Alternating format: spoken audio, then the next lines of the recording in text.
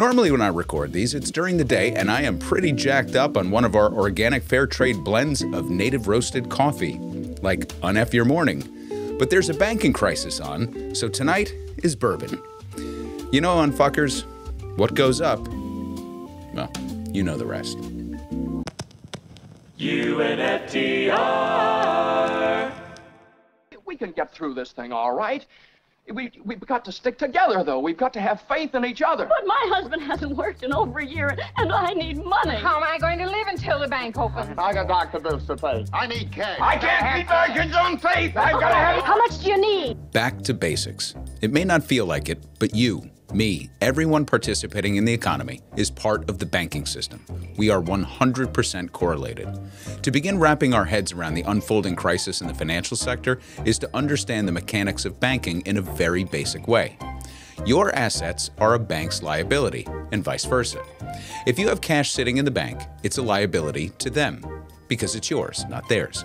The debt you have with them, your mortgage, auto loan, personal loan, credit card balances, these are their assets.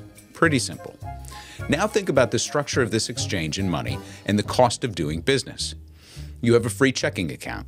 The bank has people to manage accounts, so that's a cost to them. You have a savings account, a bigger cost because they have to give you that money back. You have a higher interest account like a CD, an even bigger cost because they still have people looking after this. Reporting requirements, paperwork, regulations, and for the right to lock up your money, they have to pay you a little bit more than a savings account. So now we can begin to build pricing around the cost of money. As of right now, the banking system in the United States has about $23 trillion in assets. Your mortgage, car loans, lines of credit, credit cards, the things that they make money on. An unbelievable amount of money, right? Well, they also have about $21 trillion in liabilities.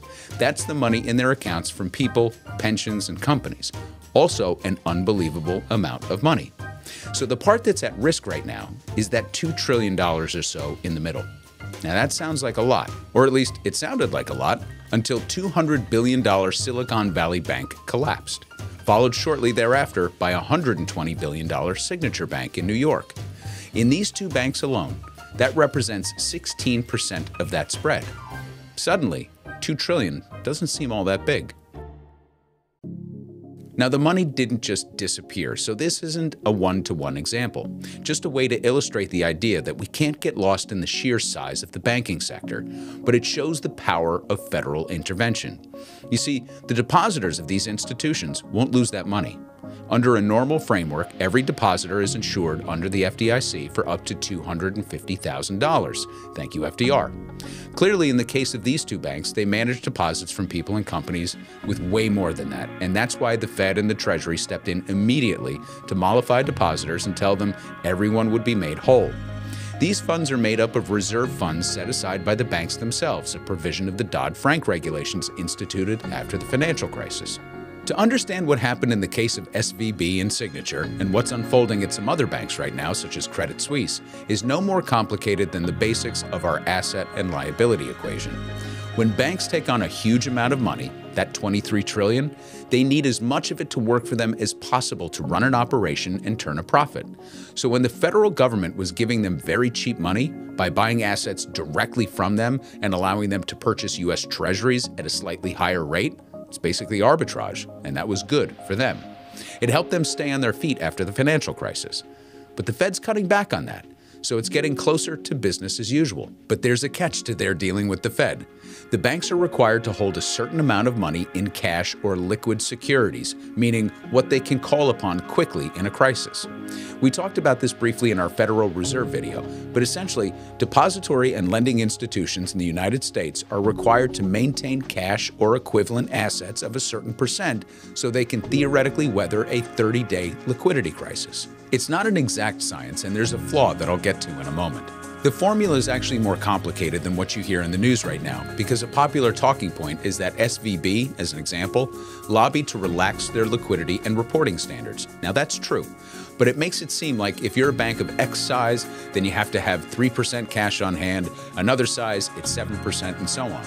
In reality, it's a blend, depending on your domestic activities, international banking, and the type of securities that you hold. But for ease of explanation, let's just say that a major bank, like the Citigroups and the Bank of Americas of the world, are required to have 3% of its entire asset base in pure liquid holdings. That way, if a significant number of clients try to pull funds all at the same time, the bank can weather that storm for an extended period of time. And if it's eventually more than it can handle, at least there's time for shareholder intervention, federal intervention, or both. So what SVB did was to try to first get its largest stakeholder, the Saudi Royal Bank, to increase its stake to more than the 10% that it had at the time. They declined. While this was going on, behind the scenes, Peter Thiel's investment firm, a scion of Silicon Valley and a major funder and someone we've covered on the podcast and we'll get to here, quietly started telling its portfolio clients to move money out of SVB because they were concerned about their stability.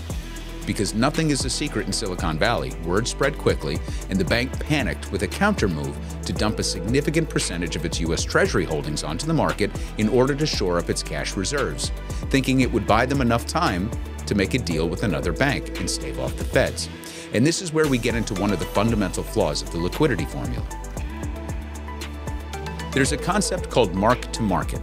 You might remember this from the financial crisis because a lot of people blamed this accounting method for hiding tons of losses. Well, it was true then and it's true today. Mark-to-market means that a bank can hold assets like U.S. Treasuries on its balance sheet at the long-term coupon value. So if it has $1 billion in U.S. Treasuries that it purchased when, let's say, they returned 1.5%, the bank recognized the full $1 billion in maturity value. The theory is that they'll make the 1% return over the life of, let's say, a 30-year treasury and still be able to cash it in for $1 billion in 30 years. Now, no one holds treasuries for that long, but that's how they're sold. Nevertheless, that's what SVB did, and we'll talk about why it was worse for them in a second. So when the Fed started jacking up rates, the U.S. Treasuries on the books of SVB looked like they had full value. So that's what they reported.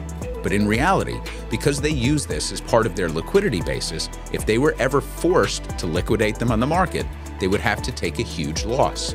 So if a treasury was sold at 1.5% when they bought them, and now they're going for 4.5% on the market, then no one in their right mind would make that deal. So when they went to dump them, the mark-to-market value wasn't reflective of what the market would bear, so they got like 60 cents on the dollar. That's an enormous loss in asset value overnight. Now combine that with the run on the bank started by Peter Thiel's companies, and that's how a $200 billion bank goes upside down in an instant. Because remember that their spreads aren't as glamorous as people think, and they're required to be liquid. And liquid cash in a bank costs the bank money.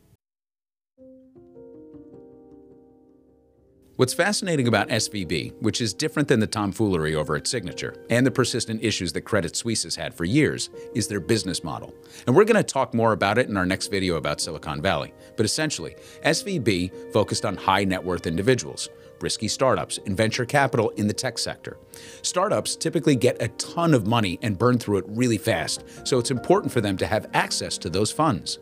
There have been literally hundreds of thousands of layoffs in the tech sector over the last year, many of whom probably banked at SVB. People who were adding to their accounts for years suddenly found themselves dipping into those same accounts to pay for their exorbitant standard of living in the most expensive place in the country.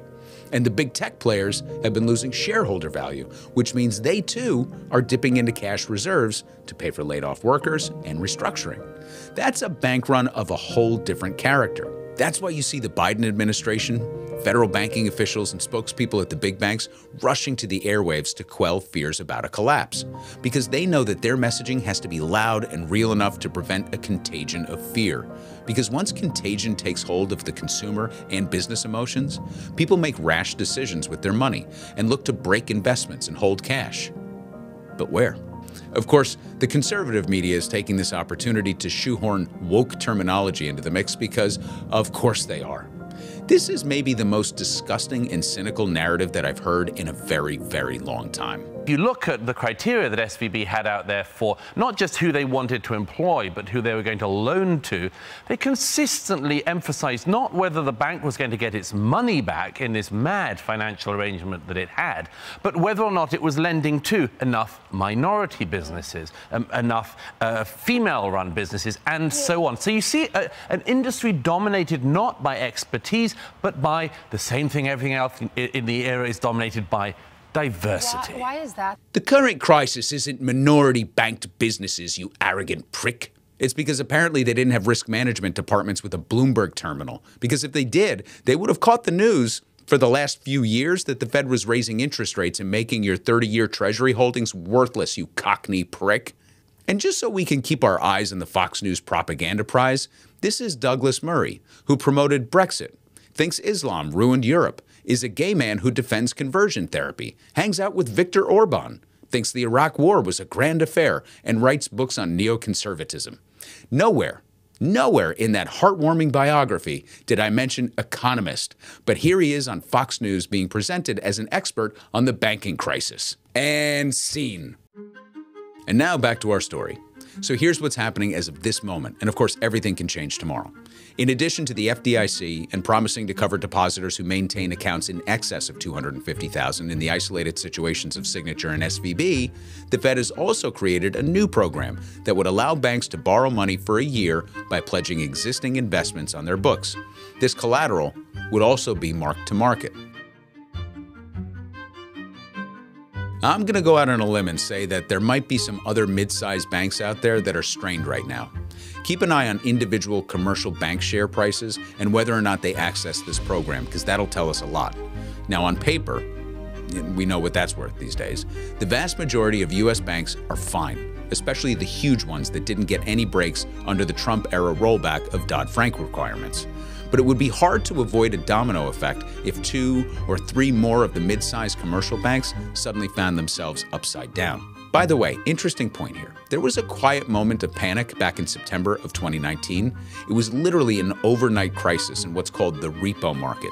Now, it's not really for today, but this is the overnight settlement market where banks settle investments at set rates. Well, a confluence of unforeseen events that economists eventually determined to be the result of bad timing of corporate tax payments, too few new issuances of treasuries, or liquidity at that moment, almost led to a collapse of the entire banking marketplace.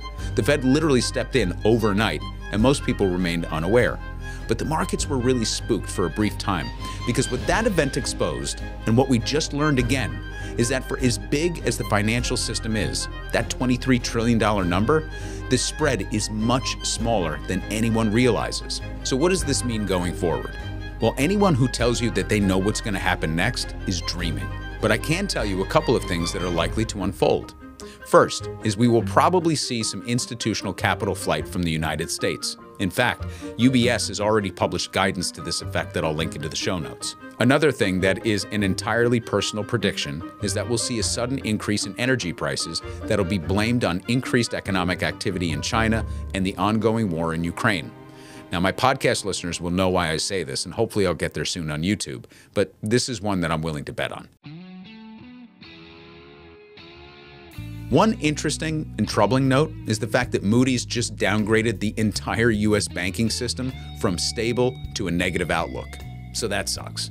But in terms of the average American, it's really hard to say what comes next. Now, people are going to be tempted to reduce risk in their retirement accounts, so we might see a bigger push to move to fixed income over equities, which could impact the stock market negatively for a little while. We'll probably start to see a slowdown in hiring and maybe some consumer belt-tightening, which is the thing that will keep all bankers, economists, and elected officials up at night. That is a herd mentality thing that can go off the rails very quickly. My guess is that we'll see a couple of European banks bite the dust because they started on much more tenuous footing than we did. And it's a good thing to have done our Federal Reserve episode, because you're going to hear a lot of people gunning for Powell right now and demanding that he back off rate hikes and maybe even consider a reduction to the federal funds rate to allow for banks to rebalance their holdings. Now, if this was a normal Congress, you'd probably see a vigorous reinstatement of the LCR requirements for those mid-level banks, but that's going to devolve into a bunch of hearings led by people like Lauren Boebert, who are just screaming woke this and woke that. So those are just isolated predictions and really more questions than answers because, again, there's too much about this economy that's really weird right now. It's too hard to predict anything with authority. But the one thing, just one thing, that I can tell you with absolute certainty, and I mean this is a guarantee, is that no matter how this plays out, the bankers will recover better, faster, and stronger than you. So buckle up, buttercups, because there's fuckery on the horizon, and you don't have to be woke to see it. Just awake. Cheers. And here endeth the lesson.